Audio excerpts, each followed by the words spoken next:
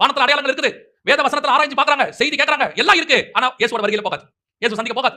ஏன்னா துணிகரம், போட்டோம் போய் பார்த்துட்டு வந்து சொல்லட்டும், வந்தா பாத்துக்கலாம், கன்ஃபார்ம் பண்ணிட்டு போலாம்.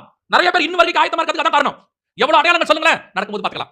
ஒரு கூட்டம் என்ன தெரியுமா, ஒரு துணிகரம் சொல்றாங்க, நடக்கும்போது பார்க்கலாம். இல்லையா, கன்ஃபார்மா இருக்கு, பைபிள்ல சொன்ன இத்தனை துல்லியமா நடக்குது, எழுத்துக்கு எழுத்து வசனம் நடக்குது, ஆனாலும் இருதயத்துல நடக்கும்போது பார்க்கலாம், அதெல்லாம் வரட்டும் பார்க்கலாம். ஆயத்தம் கிடையாது. சிலர்ல அந்த கன்ஃபார்மா போய் பார்க்கணும், செஞ்சுக்கணும் அப்படின்னு கிடையாது. மார்த்தாள்ட்ட ஒரு நல்ல குணம் இருக்கும். மார்த்தாள்ட்ட ஒரு நல்ல குணம் இருக்கும். இயேசு வந்திருக்கிறார் என்று அவள் கேள்விப்பட்டு இருக்கும். போய் பார்க்க போயிட்டா பாருங்க. அதான் இங்க இம்பார்ட்டன்ட். இயேசு வருகிறார் என்று கேள்விப்பட்டு அவ பார்க்க போனாள் அவரை. கன்ஃபர்மேஷன் உடனே போயிட்டாங்க. இவன் ஏரோது இவ்வளவு சொல்லியும் போல அவ கேள்விதான் பட்டா. இயேசு வருகிறார் என்று கேள்விப்பட்டு ஏரோது வசனத்தை ஆராய்ந்து பார்த்து அடையாளங்களை பார்த்து எல்லாம் பார்த்து இயேசு வந்திருக்கிறார் போய் பார்க்கல. இதான் டிஃபரன்ஸ். இவங்க ஏன் இயேசுவை சந்திக்கல? துணிகரம். ஒரு குரூப் எல்லாம் தெரியும், எல்லா வசனமும் இருக்கு, அடையாளங்கள் இருக்கு, பட் ரெடி ஆக மாட்டாங்க, போய் பார்க்க மாட்டாங்க. வரட்டும் பார்க்கலாம், இன்னும் கன்ஃபர்மேஷன் சாஸ்திரிகள் வந்து சொல்லட்டும், அப்புறமா போய் பார்க்கலாம், பார்த்துட்டு வந்து கன்ஃபார்ம் பண்ணிட்டோம். ஆனால் மார்த்தாள் கூட்டம் அப்படி அல்ல, கேள்விப்பட்ட உடனே கன்ஃபர்மேஷன், உடனே போய் பார்த்தல். அப்படியா, அப்படி இருக்கா, இயேசு வராரா சொல்றாங்க, போய் பார்த்துருவோம். இதுதான் கர்த்தர் உங்ககிட்ட என்கிட்ட எதிர்பார்க்கிறது. அப்படிப்பட்ட ஆண்டவர் மார்த்தாள்ட்ட சொல்றாரு, நீ போய் மரியாதை அழைச்சிட்டு வா. அவங்களுக்கு தான் ஊழியம் கொடுக்கப்படுது, அவங்களுக்கு தான் அதுக்கான காரியங்கள் கொடுக்கப்படுது. ஒரு கூட்டம் எல்லாத்தையும் கேட்டுக்கிட்டு இன்னும் நடக்கட்டும், பார்க்கலாம், இன்னும் கன்ஃபர்மேஷன் வரட்டும், இன்னும் ப்ரூஃப் வரட்டும் அப்படி உட்கார்ந்துட்டே இருக்கும். இந்த கூட்டம் கடைசி வரைக்கும் உட்கார்ந்துட்டே இருக்கும். இயேசு பார்க்கவே பார்க்காது. கடைசி வரைக்கும் ஏரோது இயேசு பார்க்கவே இல்ல தெரியுமா? கடைசி வரைக்கும் ஏரோது என்ன செய்யல, இயேசு பார்க்கவே இல்ல. அதுக்கப்புறம் தேடி பெத்லகேம் போனா, அவர் அங்க எகிப்துக்கு போயிட்டாரு, எகிப்துல இருந்து நாசரேத்துக்கு போயிட்டாரு. ஏரோது மரிக்கிற வரைக்கும் அப்படிதான் இருக்குது.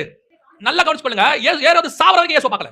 ஆனா அவனுக்கு தெரியும், பிறக்கும் போதே தெரியும் இயேசு பிறந்துட்டாரு, அடையாளம் இருக்கு, வசனம் தெரியும், சாஸ்திரிகள் கன்ஃபார்ம் பண்றாங்க, வேதபாரகர் கன்ஃபார்ம் பண்றாங்க, எல்லாம் ஓகே தான். கடைசி வரைக்கும் பார்க்கல. இன்னைக்கு அப்படி குரூப் இருக்கு, எல்லாம் தெரியும், பார்க்காது, இயேசு வருகையில பார்க்காது. ஏன் பார்க்காது? அவங்களுக்கு அந்த இதெல்லாம் கேட்கற இன்ட்ரெஸ்ட் இருக்கும், போய் பார்க்கற அவரை சந்திக்கிற இன்ட்ரெஸ்ட் இருக்காது, ஆயத்தம் இருக்காது. அதுக்கு ஆயத்தமாகணுமே அவர் சந்திக்கிறதுக்கு. அதுக்கு அரண்மனையை விட்டுட்டு மாட்டு தொழுவத்துக்கு போகணுமே. ஏரோதுக்கு அந்த இன்ட்ரெஸ்ட் கிடையாது, அரண்மனையை விட்டு மாட்டு தொழுவத்துக்கு போற இன்ட்ரெஸ்ட் கிடையாது. அப்படி போனா தான் இயேசுவை நீங்க சந்திக்க முடியும். ஆனால் மார்த்தாள் தன் வீட்டை விட்டு இயேசு எங்க இருந்தா தெரியுமா? அவர் ஏதோ ஒரு சத்திரத்துல தங்கி இல்ல, யாரோ சீமோன் வீட்ல இல்ல, அவர் அந்த கிராமத்தின் வாசல்ல நின்னுட்டு இருந்தாருன்னு இருக்கு. எங்க இருக்காரு? அந்த கிராமத்து முனையில இருக்காரு. நீ வீட்டை விட்டுட்டு கிராமத்துக்கு வெளியே போனா தான் இயேசு பார்க்க முடியும். உன் நிலையிலிருந்து கொஞ்சமாவது ஆயத்தப்பட்டா வருகையில போக முடியும். அடையாளங்களை கேட்கறதுனால, வசனத்தை கேட்கறதுனால, செய்தியை கேட்கறதுனால ஒரு குரூப் இப்படி ஏமாந்துட்டு இருக்கு. இவங்க கூட்டத்துக்குலாம் போனா வருகையில போயிடலாம், அதெல்லாம் போக முடியாது.